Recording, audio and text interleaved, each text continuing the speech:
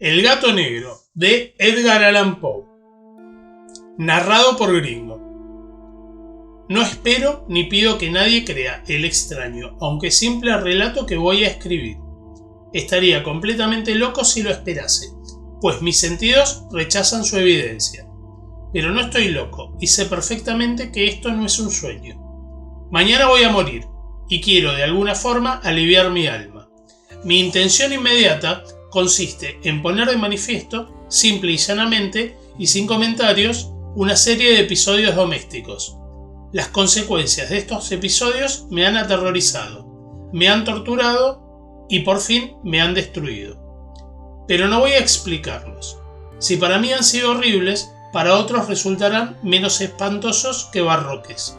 En el futuro, quizás aparezca alguien cuya inteligencia reduzca mis fantasmas a lugares comunes. Una inteligencia más tranquila, más lógica y mucho menos excitable que la mía. Capaz de ver en las circunstancias que voy a describir, con miedo, una simple sucesión de causas y efectos naturales. Desde la infancia sobresalí por la docilidad y bondad de mi carácter. La ternura de corazón era tan grande que llegué a convertirme en objeto de burla para mis compañeros. Me gustaban de forma singular los animales y mis padres me permitían tener una variedad muy amplia. Pasaba la mayor parte de mi tiempo con ellos y nunca me sentía tan feliz como cuando les daba de comer y los acariciaba. Este rasgo de mi carácter crecía conmigo y cuando llegué a la madurez me proporcionó uno de los mayores placeres. Quienes han sentido alguna vez afecto por un perro fiel y sagaz no necesitan que me moleste en explicarles la naturaleza o la intensidad de la satisfacción que se recibe. Hay algo en el generoso y abnegado amor de un animal que llega directamente al corazón del que con frecuencia ha probado la falsa amistad y frágil fidelidad del hombre. Me casé joven y tuve la alegría de que mi mujer compartiera mis preferencias. Cuando advirtió que me gustaban los animales domésticos, no perdía ocasión para proporcionarme los más agradables. Teníamos pájaros, peces de colores, un hermoso perro, conejos, un mono pequeño y un gato. Este último era un hermoso animal, bastante grande, completamente negro y de una sagacidad asombrosa. Cuando se refería a su inteligencia, mi mujer, que en el fondo era bastante supersticiosa, aludía con frecuencia a la antigua creencia popular de que todos los gatos negros eran brujas disfrazadas. No quiero decir que lo creyera en serio, solo menciono el asunto porque acabo de recordarla. Pluto, pues así se llamaba el gato, era mi favorito y mi camarada. Solo yo le daba de comer, y él en casa me seguía por todas partes. Incluso me resultaba difícil impedirle que siguiera mis pasos por la calle. Nuestra amistad duró varios años, en el transcurso de los cuales mi temperamento y mi carácter, por causa del demonio intemperancia, y me pongo rojo al confesarlo, se habían alterado radicalmente. Día a día me fui volviendo más irritable, malhumorado e indiferente hacia los sentimientos ajenos. Llegué incluso a usar palabras duras con mi mujer y terminé recurriendo a la violencia física. Por supuesto, mis favoritos sintieron también el cambio de mi carácter. No solo los descuidaba, sino que llegué a hacerles daño. Sin embargo, hacia Pluto sentía el suficiente respeto como para abstenerme de maltratarlo, cosa que hacía con los conejos, el mono y hasta el perro, cuando por casualidad o por afecto se cruzaban en mi camino. Pero mi enfermedad empeoraba, pues, ¿qué enfermedad se puede comparar con el alcohol? Y al fin, incluso Pluto, que ya empezaba a ser viejo y por lo tanto irritable, empezó a sufrir las consecuencias de mi mal humor. Una noche en que volví a casa completamente borracho, después de una de mis correrías por el centro de la ciudad, me pareció que el gato evitaba mi presencia. Lo agarré y, asustado por mi violencia, me mordió ligeramente la mano. Al instante se apoderó de mí una furia de diablos y ya no supe lo que hacía. Fue como si la raíz de mi alma se separara de un golpe del cuerpo, y una maldad más que diabólica, alimentada por la ginebra, estremeció cada fibra de mi ser. Saqué del bolsillo del chaleco un cortaplumas. Lo abrí mientras seguía sujetando al pobre animal por el pescuezo y deliberadamente le saqué un ojo. Me pongo más rojo que un tomate. Siento vergüenza, tiemblo mientras escribo tan reprochable atrocidad. Cuando me volvió la razón con la mañana, cuando el sueño hubo disipado los vapores de la orgía nocturna, sentí que el horror se mezclaba con el remordimiento ante el crimen del que era culpable. Pero solo era un sentimiento débil y equívoco, y no llegó a tocar mi alma. Otra vez me hundí en los excesos, y pronto ahogué en vino los recuerdos de lo sucedido. El gato, mientras tanto, mejoraba lentamente. La cuenca del ojo perdido presentaba un horrible aspecto, pero el animal parecía que ya no sufría. Se paseaba como de costumbre por la casa, aunque, como se puede imaginar, huía aterrorizado al verme.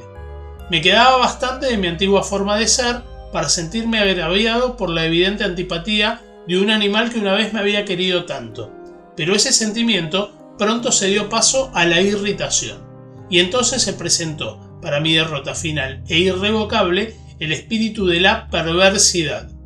La filosofía no tiene en cuenta este espíritu. Sin embargo, estoy tan seguro de que mi alma existe como de que la perversidad es uno de los impulsos primordiales del corazón humano, una de las facultades primarias, indivisibles, uno de los sentimientos que dirigen el carácter del hombre. ¿Quién no se ha sorprendido a sí mismo 100 veces en los momentos en que cometía una acción estúpida o malvada, por la simple razón de que no debía cometerla? ¿No hay en nosotros una tendencia permanente que nos enfrenta con el sentido común a transgredir lo que constituye la ley por el simple hecho de serlo, existir? Este espíritu de perversidad se presentó, como he dicho, en mi caída final. Y este insondable anhelo que tenía el alma de vejarse a sí misma, de violentar su naturaleza, de hacer el mal por el mal mismo, me empujó a continuar y finalmente consumar el suplicio que había infligido al inocente animal. Una mañana, a sangre fría, le pasé un lazo por el pescuezo y lo ahorqué en la rama de un árbol. Lo ahorqué mientras las lágrimas me brotaban de los ojos y el más amargo remordimiento me retorcía el corazón. Lo ahorqué porque recordaba que me había querido y porque estaba seguro de que no me había dado motivos para matarlo. Lo ahorqué porque sabía que al hacerlo cometía un pecado mortal que pondría en peligro mi alma hasta llevarla, si esto fuera posible, más allá del alcance de la infinita misericordia del Dios más misericordioso y más terrible. La noche del día en que cometí ese acto cruel, me despertaron gritos de ¡fuego! La ropa de mi cama era una llama, y toda la casa estaba ardiendo. Con gran dificultad pudimos escapar del incendio, mi mujer, un criado y yo. Todo quedó destruido. Mis bienes terrenales se perdieron desde ese momento, no me quedó más remedio que resignarme. No caeré en la debilidad de establecer una relación de causa y efecto entre el desastre y la acción criminal que cometí. Simplemente me limito a detallar una cadena de hechos, y no quiero dejar suelto ningún eslabón. Al día siguiente del incendio, visité las ruinas. Todas las paredes, salvo una, se habían desplomado. La que quedaba en pie era un tabique divisorio, de poco espesor, situado en el centro de la casa, y contra el cual antes se apoyaba la cabecera de mi cama. El yeso del tabique había aguantado la acción del fuego, algo que atribuí a su reciente aplicación. Una apretada muchedumbre se había reunido alrededor de esta pared y varias personas parecían examinar parte de la misma atenta y minuciosamente. Las palabras extraño, curioso y otras parecidas despertaron mi curiosidad. Al acercarme más, vi que en la blanca superficie, grabada en bajo relieve, aparecía la figura de un gigantesco gato. El contorno tenía una nitidez verdaderamente extraordinaria. Había una cuerda alrededor del pescuezo del animal. Al descubrir esta aparición, ya que no podía considerarla otra cosa, el asombro y el terror me dominaron, pero la reflexión vino en mi ayuda. Recordé que había ahorcado al gato en un jardín colindante con la casa.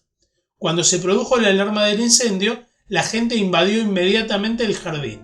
Alguien debió cortar la soga y tirar al gato en mi habitación por la ventana abierta. Sin duda habían tratado así de despertarse. Probablemente la caída de las paredes comprimió a la víctima de mi crueldad contra el yeso recién encalado, cuya cal, junto con la acción de las llamas y el amoníaco del cadáver, produjo la imagen que ahora veía. Aunque con estas explicaciones quedó satisfecha mi razón, pero no mi conciencia, sobre el asombroso hecho que acabo de describir, lo ocurrido impresionó profundamente mi imaginación.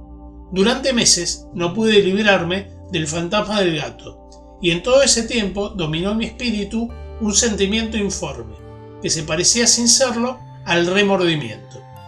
Llegué incluso a lamentar la pérdida del gato y a buscar en los sucios antros que habitualmente frecuentaba otro animal de la misma especie y de apariencia parecida que pudiera ocupar su lugar. Una noche, medio borracho, me encontraba en una taberna pestilente y me llamó la atención algo negro posado en uno de los grandes toneles de ginebra, que constituían el principal mobiliario del lugar. Durante unos minutos había estado mirando fijamente ese tonel, y me sorprendió no haber advertido antes la presencia de la mancha negra de encima. Me acerqué a él y lo toqué con la mano. Era un gato negro, un gato muy grande, tan grande como Pluto, y exactamente igual a este, salvo en un detalle. Pluto no tenía ni un pelo blanco en el cuerpo, mientras que este gato mostraba una mancha blanca tan grande como indefinida que le cubría casi todo el pecho. Al acariciarlo se levantó enseguida, empezó a ronronear con fuerza, se restregó contra mi mano y pareció encantado de mis cuitas. Había encontrado el animal que estaba buscando. Inmediatamente propuse comprárselo al tabernero, pero me contestó que no era suyo y que no lo había visto nunca antes ni sabía nada del gato. Seguí acariciando al gato y cuando iba a irme a casa, el animal se mostró dispuesto a acompañarme. Le permití que lo hiciera, parándome una y otra vez para agacharme y acariciarlo. Cuando estuvo en casa, se acostumbró enseguida y pronto se convirtió en el gran favorito de mi mujer. Por mi parte, pronto sentí que nacía en mí una antipatía hacia el animal. Era exactamente lo contrario de lo que yo había esperado, pero, sin que pueda justificar cómo ni por qué, su evidente afecto por mí me disgustaba y me irritaba. Lentamente, tales sentimientos de disgusto y molestia se transformaron en la amargura del odio. Procuraba no encontrarme con el animal. Un resto de vergüenza y el recuerdo de mi acto de crueldad me frenaban a maltratarlo.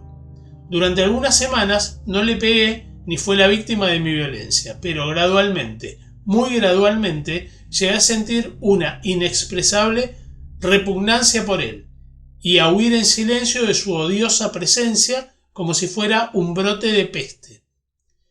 Lo que probablemente contribuyó a aumentar mi odio hacia el animal fue descubrir, a la mañana siguiente de haberlo traído a casa, que aquel gato, igual que Pluto, no tenía un ojo. Sin embargo, fue precisamente esta circunstancia la que hizo más agradable a los ojos de mi mujer, quien, como ya dije, poseía en alto grado esos sentimientos humanitarios, que una vez fueron mi rasgo distintivo y la fuente de mis placeres más simples y puros. El cariño del gato hacia mí parecía aumentar en la misma proporción que mi aversión hacia él. Seguía mis pasos con una testarudez que me resultaría difícil hacer comprender al lector. Dondequiera que me sentara, venía a agazaparse bajo mi silla, o saltaba a mis rodillas, cubriéndome con sus repugnantes caricias. Si me ponía a pasear, se metía entre mis pies y así casi me hacía caer, o clavaba sus largas y afiladas garras en mi ropa y de esa forma trepaba hasta mi pecho. En esos momentos, aunque deseaba hacerlo desaparecer de un golpe, me sentía completamente paralizado por el recuerdo de mi crimen anterior, pero sobre todo, y quiero confesarlo aquí, por un terrible temor al animal. Aquel temor no era exactamente miedo a un mal físico, y sin embargo no sabría definirlo de otra manera. Me siento casi avergonzado de admitir, si aún en esta celda de criminales me siento casi avergonzado de admitir que el terror, el horror que me causaba aquel animal, era alimentado por una de las más insensatas quimeras que fuera posible concebir. Más de una vez mi mujer me había llamado la atención sobre la forma de la mancha de pelo blanco de la cual ya he hablado y que constituía la única diferencia entre este extraño animal y el que yo había matado. El lector recordará que esta mancha, aunque era grande, había sido al principio muy indefinida, pero gradualmente, de forma casi imperceptible, mi razón tuvo que luchar durante largo tiempo para rechazarla como imaginaria. La mancha iba adquiriendo una rigurosa nitidez en sus contornos. Ahora ya representaba algo que me hace temblar cuando lo nombro, y por eso odiaba, temía y me habría librado del monstruo si me hubiese atrevido a hacerlo. Representaba, digo, la imagen, una cosa atroz, siniestra. La imagen del patíbulo, o lúgubre y terrible máquina del horror y del crimen, de la agonía y de la muerte. Y entonces me sentí más miserable que todas las miserias del mundo juntas. Pensar que una bestia, cuyo semejante yo había destruido desdeñosamente, una bestia era capaz de producir esa angustia tan insoportable en mí. Un hombre creado a imagen y semejanza de Dios. Ay, ni de día ni de noche pude ya gozar de la bendición del descanso. De día ese animal no me dejaba ni un instante solo, y de noche me despertaba sobresaltado por sueños horrorosos, sintiendo el ardiente aliento de aquella cosa en mi rostro, y su enorme, peso encarnada pesadilla que no podía quitarme de encima, apoyado eternamente sobre mi corazón. Bajo la opresión de esos tormentos sucumbió todo lo poco que me quedaba de bueno. Solo los malos pensamientos disfrutaban de mi intimidad, los más retorcidos, los más perversos pensamientos. La tristeza habitual de mi mal humor terminó convirtiéndose en el aborrecimiento de todo lo que estaba a mi alrededor y de toda la humanidad. Y mi mujer, que no se quejaba de nada, llegó a ser la más habitual y paciente víctima de las repentinas y frecuentes explosiones incontroladas de furia a las que me abandonaba. Un día, por una tarea doméstica, me acompañó al sótano de la vieja casa donde nuestra pobreza nos obligaba a vivir.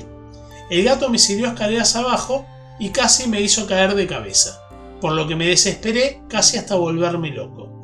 Alzando un hacha y olvidando en mi rabia los temores infantiles que hasta entonces habían detenido mi mano, lancé un golpe que hubiera causado la muerte instantánea del animal si lo hubiera alcanzado. Pero la mano de mi mujer detuvo el golpe. Su intervención me llenó de una rabia más que demoníaca.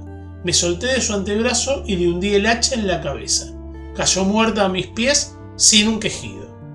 Consumado el horrible asesinato, me dediqué urgentemente y a sangre fría a la tarea de ocultar el cuerpo. Sabía que no podía sacarlo de mi casa, ni de día ni de noche, sin correr el riesgo de que los vecinos me vieran. Se me ocurrieron varias ideas. Por un momento pensé descuartizar el cadáver y quemarlo a trozos. Después se me ocurrió cavar una tumba en el piso del sótano. Luego consideré si no convenía arrojarlo al pozo del patio o meterlo en una caja como si fueran mercancías, y con los trámites normales llamar a un mozo de cuerda para que lo retirase de la casa. Por fin di con lo que me pareció el mejor recurso.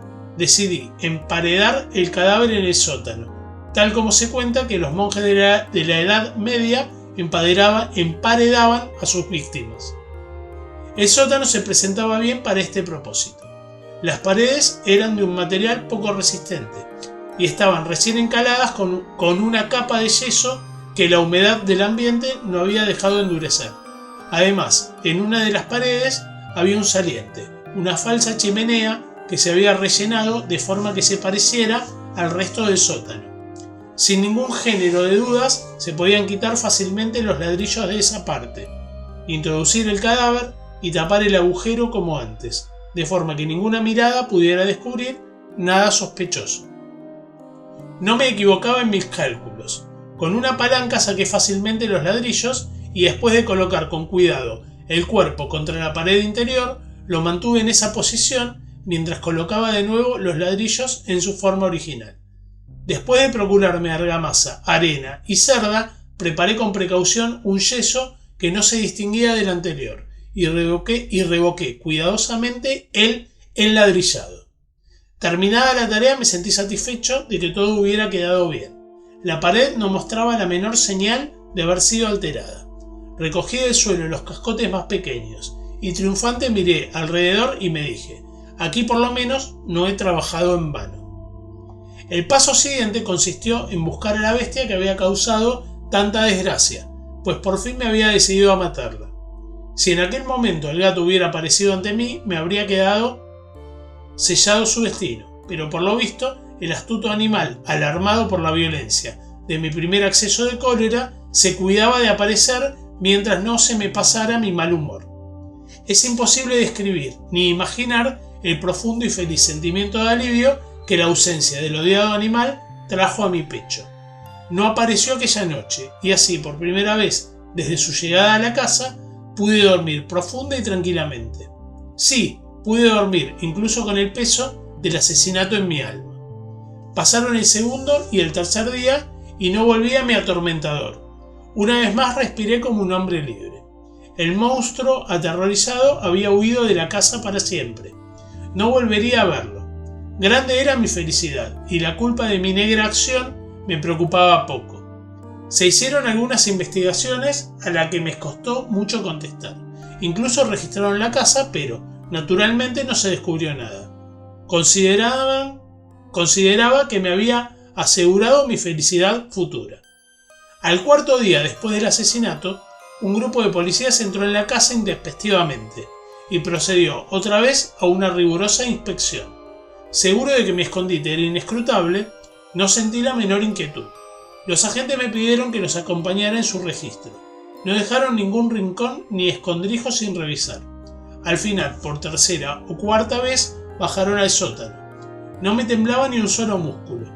Mi corazón latía tranquilamente como el de quien duerme en la inocencia. Me paseaba de un lado a otro del sótano.